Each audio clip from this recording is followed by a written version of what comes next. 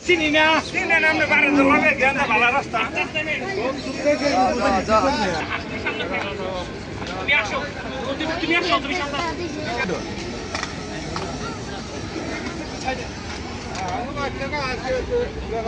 কালকে দেখতে